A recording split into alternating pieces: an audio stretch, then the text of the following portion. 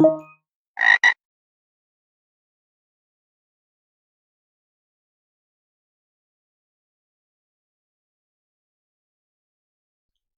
right, everybody, this is a guided walkthrough for the Web 11 HTTP CSRF tokens challenge from the olicyber.it website as part of their intro to web security challenges. So for this challenge, we're going to be reading what CSRF tokens are, first of all, to understand a little bit better what this challenge is all about. So the CSRF token is a system used to prevent the execution of cross-site request forgery type attacks.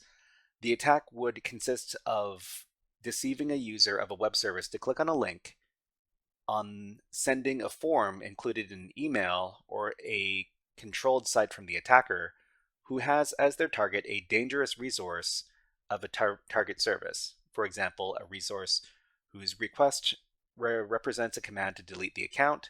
The mechanism of the cookie of the session, obtainable only with unknown username and password to the attacker, prevents the latter from performing personally dangerous operations by posing as the user.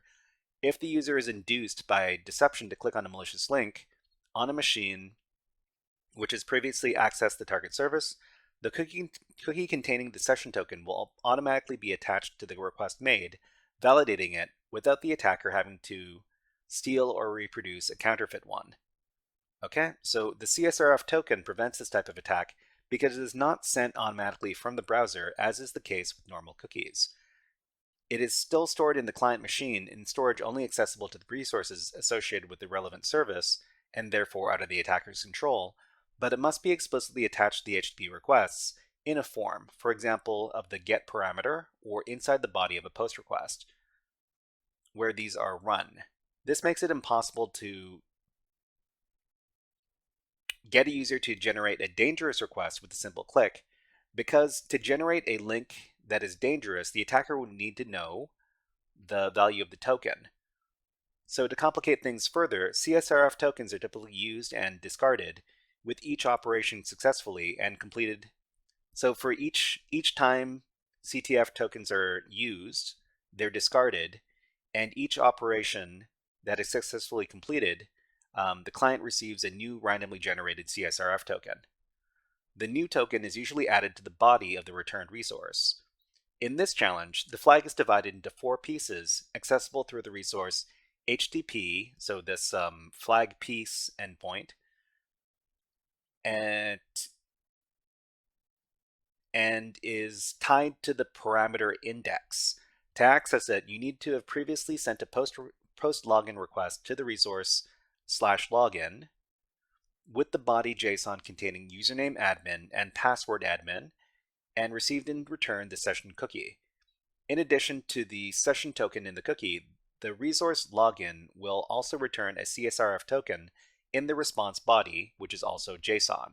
With each correctly request executed, the client will receive a new token for use with the next one. So let's explain what exactly is going on in this challenge. So this is olicyber Web 11, and in this challenge, we're dealing with CSRF tokens. So this challenge requires us to submit CSRF tokens to a specific endpoint after login on another web page. What are CSRF tokens? So CSRF, which stands for Cross-Site Request Forgery tokens, are a security mechanism that ensures that sensitive website actions, such as account email change or changing an account password, are done in the context of the correct user. So typical actions that are covered by CSRF tokens include stuff like email change, password change, disabling multi-factor authentication, or security question change. So if you want to do any of these actions on a web app, you would typically need a CSRF token to do so. If CSRF tokens are not used for sensitive actions, there's potential for abuse. For example, tricking a user into clicking on a link which changes their account email, which can lead to account takeover. So if there's no CSRF protection on sensitive website actions, you could do this. So first step would be a hacker sends a link to a victim, and then the second step, the victim clicks on the link, which changes their password. So the link that the hacker sends is going to perform an action which changes their password. And then the third action would be the hacker would log into the victim account using the changed password. Okay, so depending on the website, CSRF tokens can be generated with the page where you can execute the sensitive actions, or they could be given as a cookie when you log in, or they could be sent to you as a JSON object. But whatever method the CSRF token takes to get to the user, using the CSRF token is very important when you're performing these sensitive actions. So if we try to perform a sensitive action on a website without using the correct CSRF token, the action fails. So if you try to perform an action that would regularly require a CSRF token, but you don't have it, then the action will fail. So you need to know how to integrate these into your website, well, your web browsing flow. Okay, so we're going to be solving this challenge in two different ways. The first way is to use the curl program. And to solve this challenge with the curl program, we need to first make a request to the login endpoint with credentials in the form of a JSON object. And then we need to send a series of GET requests to the /flag piece endpoint, specifying the index number and the CSRF token as URL parameters, updating the CSRF token as we go. So let's go ahead and demonstrate this. So over here, I've got my method of solve. So this is the curl command we're going to be using. Before we use the command, I'm going to explain what exactly the curl command is doing.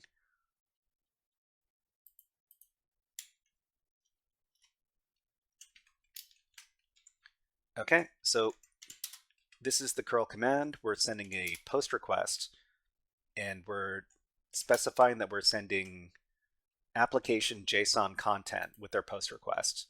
We include our JSON object in the data over here, which is username admin and password admin. So this is these are the credentials that the challenge tells us we're supposed to use. We send it in verbose mode, and we send it over to the login endpoint like this. Okay, so let's run the command.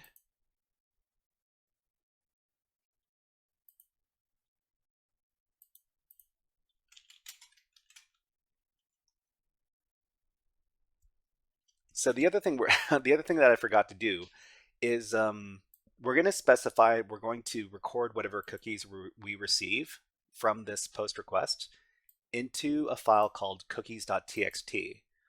So we're going to be using these cookies in the subsequent requests. So when we run this, we send our post request and we get this response. So they give us this session cookie, and we're going to be using this session cookie in our subsequent requests. So the cookie is called session equals this value over here. And they also give us a JSON object. So the JSON object is status OK, and CSRF equals this. So in our subsequent GET request to get the flag, we need to include the CSRF token in our request. So let's go ahead and do that. So over here, we're going to run another curl command, and I'll explain what the curl command does in this case as well.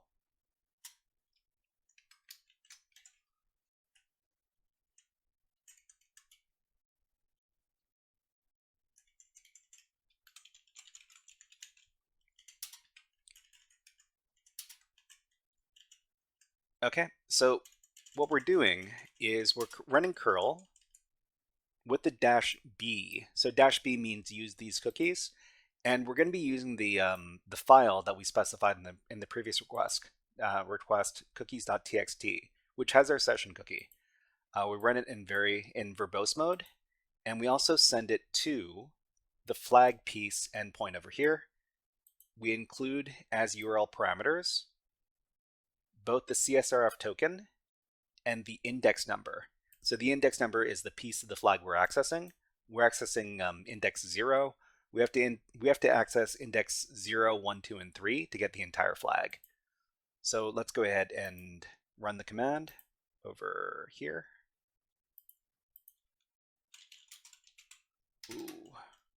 hold on. Okay, so we'll run the command. We need to change out a couple of things.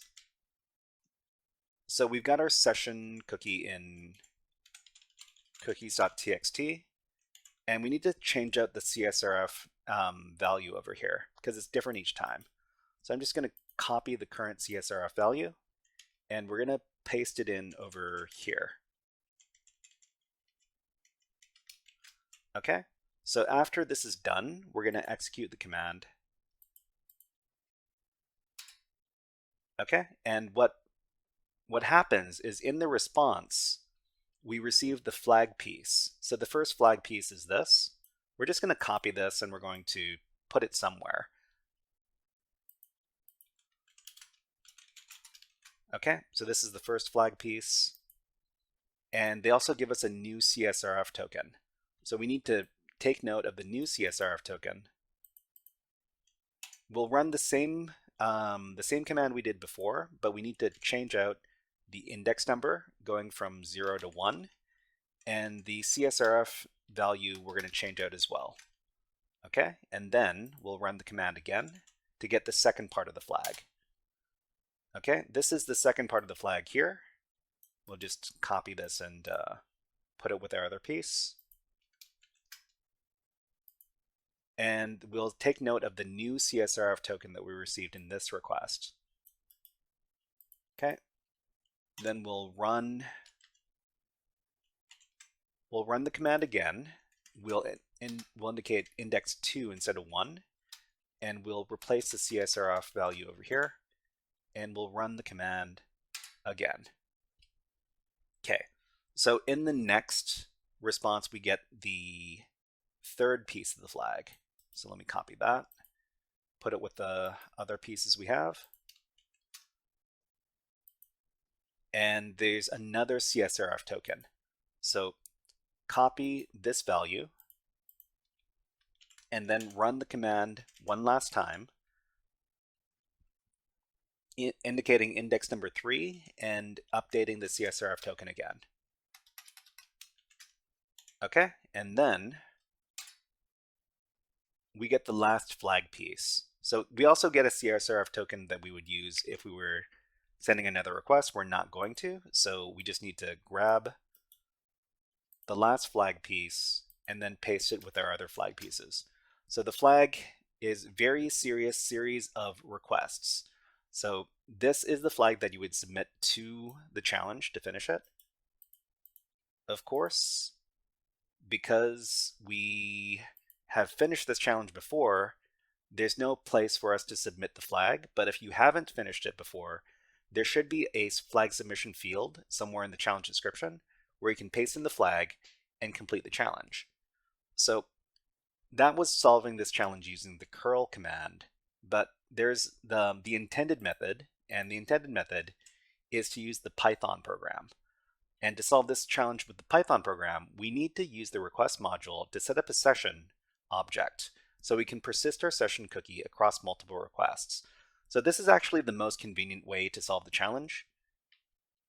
Let me demonstrate what the code that we're going to use, what it does. Okay, so Python method, I'm going to copy all the code here, and then we'll go over the code. Actually, we might as well go over the code here because we've got it right here. So what does the Python script do? The first thing we do is we import the request module. We define a couple of different URL variables. So the login endpoint is this one over here, and the place where we get our flag pieces is this endpoint over here, flag piece. We also indicate our credentials that we're going to be using to log in as a dictionary. So username admin and password admin. So the next thing we do in the script is we create a session object. So with requests.session as S. So the session object that we create is called S. We log in with the credentials with the post request. So login response. Login response equals s.post. So it's a post request with our login URL and the JSON data as our credentials. and we're going to print a little message, login request sent, receive the following response, and we print out the response. The next thing we do is we retrieve the CSRF token in the response. So the response body is going to have a JSON object called CSRF. So our CSRF token variable is going to be login.res.json, looking for the key CSRF. Okay. The next thing we do is we're going to keep track of our flag parts inside of a list. So as we receive the flag parts, we're going to populate this list with the flag parts that we receive. And the big part of this script is we're going to run a series of requests.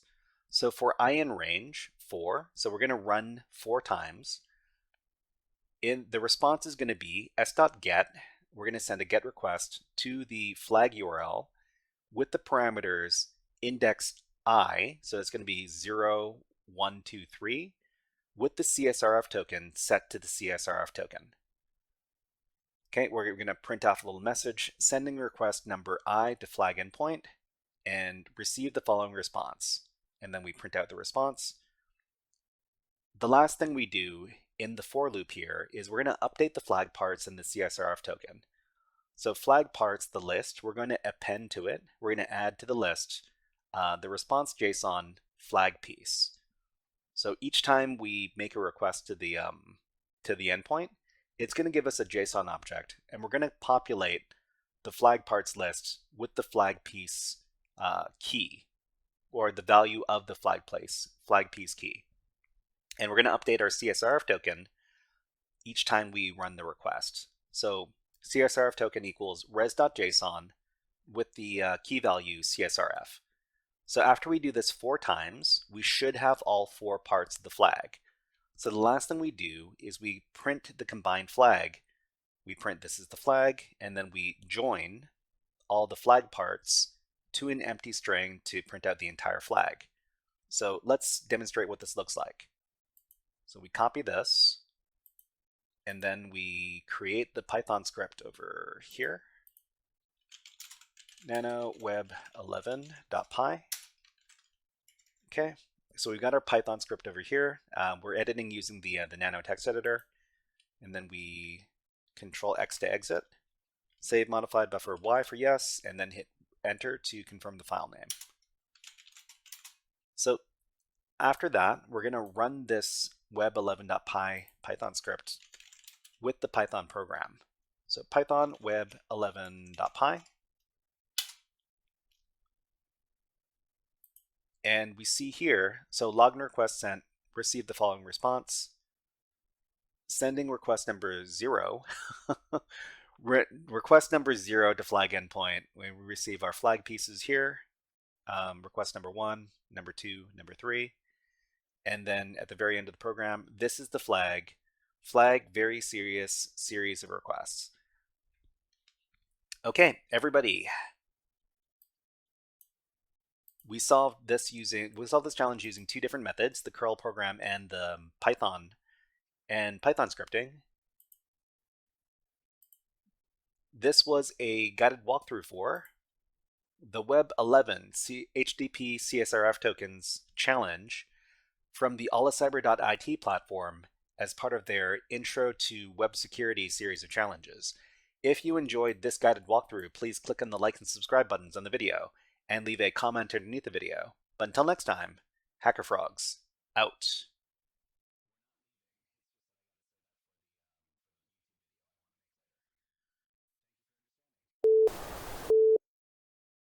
Hey there, HackerFrogs! Are you enjoying this workshop? Learning new concepts and skills? If so, there's a way you can support the channel, and it's totally free. Just click on the subscribe button below the video. Also, click on the like button. And if you have questions or comments on this workshop, please leave them below the video. Thanks for listening. And now, back to our scheduled programming.